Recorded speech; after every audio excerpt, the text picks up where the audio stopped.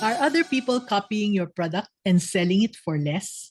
Are you losing customers and money because of copycats selling your product at a lower price? Is it hard for you to make your product look different from others that are cheaper? Do you believe that having a logo is enough for customers to recognize your business? If so, you're in the right place because in this video entitled What to Do When Competitors Copy Your Product and Sell It for Less, you learn how to protect your product and make it special, even when others copy and sell it for less. And let's talk about Armel from Surigao this time.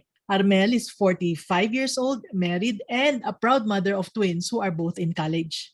Armel used to be an elementary school teacher, but she had to resign due to complications of diabetes, which resulted in the loss of one of her legs. Now, because of this, her husband, who is also a teacher, decided to work abroad. And even with her husband working abroad, they were still struggling financially. And thinking of ways to help with the finances, Armel decided to start a business. As she thought of the skills that she can monetize, she remembered her mother's recipe for greaseless peanuts. Her mother used to make them using the peanuts from their farm. And Armel also remembered that they were incredibly delicious. So she thought, why not make some and sell them? And that's what she did. Now, just with a typewritten label in a cellophane packaging, she presented her product to potential customers. She named her product Tita A's Greaseless Peanuts. And just a few days into selling, her neighbors asked if she had more of her products. So she was very happy with the outcome. Armel decided to sell her greaseless peanuts then to canteens. Soon, word spread about the mouth-watering flavor of her greaseless peanuts, and people started buying them regularly. Awesome, isn't it?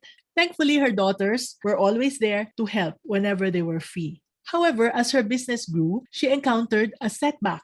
The canteen where she used to supply her greaseless peanuts suddenly stopped placing orders. So confused, Armel discovered that someone else had started selling cheaper greaseless peanuts under her name, Tita A's Greaseless Peanuts. Now, this seller was undermining her reputation and attracting customers with lower prices. So, let's stop there for a while. Shamelessly copying other people's products is very common. This is especially true when the product is a bestseller. Now, what do you think Armel could have done to solve this problem? You might say, Mommy N, she needs to do branding. She needs to change the name and logo for her business. Well, to address Armel's problem, it's more than just about branding. Are you in the same situation?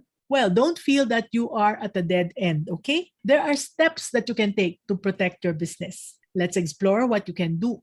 Step 1, highlight the unique qualities of your product or your greaseless peanuts. Emphasize what sets them apart from the other products or the other peanuts in the market, whether it's their special taste, health benefits, or distinctive features. Make sure customers know why your product is exceptional so they'll know why you're not selling your product at a cheap price. And never ever lower your price just to win more customers. So let's go to the physical aspect. Step 2, develop eye-catching packaging and labeling. The problem with Armel's product was that she only had a typewritten label in a cellophane packaging. What can she do? What she can do actually is to create an attractive visual identity for her greaseless peanuts that stands out among the other products. Using appealing labels and better packaging will help customers easily identify her product. Now, let's go deeper. Step 3, register your brand name. If you remember, Armel's product was that the canteen was no longer ordering because someone else was selling cheaper but using her name.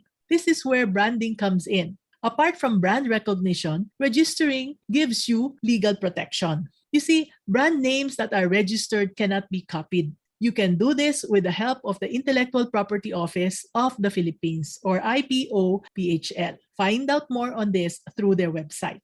Now, customers feel more confident to buy products that are registered. So keep a close eye on competitors and watch out for any imitations of your product. If you come across copycat products, then take appropriate action. So this leads now to step number 4. Educate your customers about the authenticity and value of your product. This is where Armel can go online to promote her product. She can share information about the benefits her product offers, and this will surely help customers understand why her product is worth choosing over cheaper alternatives and know that they're buying from the original seller. So, lastly, step 5, evolve your business if necessary and if possible.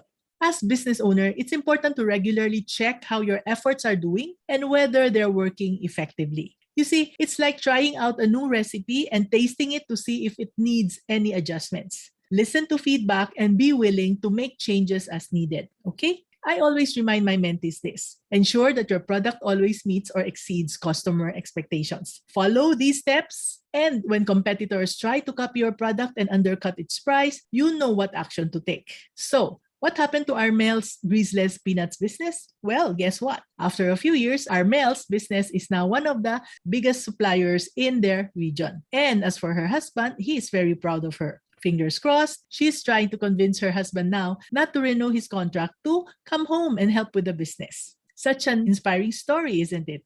Okay, so this is Mommy and your Mommy Negosyo saying, be business-minded, Pinoy!